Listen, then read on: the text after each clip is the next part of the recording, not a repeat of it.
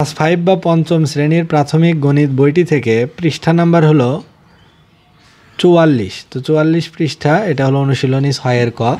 সেখানকার 1-এর 1 নাম্বার করব। 1-এর 1-এ এখানে বলছে অপ্রকৃত ভগ্নাংশে প্রকাশ করা, অর্থাৎ মিশ্র ভগ্নাংশ আছে, অপ্রকৃত বানাতে হবে। তাহলে এখানে আছে 2/3। তো এটাকে যখন আমরা বানাবো অপ্রকৃত, নিয়ম হলো এই আড়াআড়ি গুণন করতে হবে। পূর্ণ সংখ্যা আর হর কি করতে হবে? পূর্ণ সংখ্যা গুণন হর যোগ হলো লব। ওকে, তাহলে এটা যোগ লব দিয়ে উপরে নামাতে হবে। তাহলে পূর্ণ সংখ্যা এখানে কত? 2 গুণন হর কত? 3 যোগ লব কত? 2 ইকুয়াল টু কত হয়? 3 দুগুণে 6, 6 আর 2 8।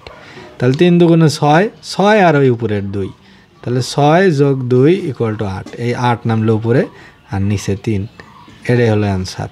অর্থাৎ এটাই অপ্রকৃত ভগ্নাংশ হয়ে গেছে। যে অপ্রকৃত ভগ্নাংশের নিয়ম হলো উপরে লব বড় হর ছোট, সেটাকে বলে অপ্রকৃত ভগ্নাংশ।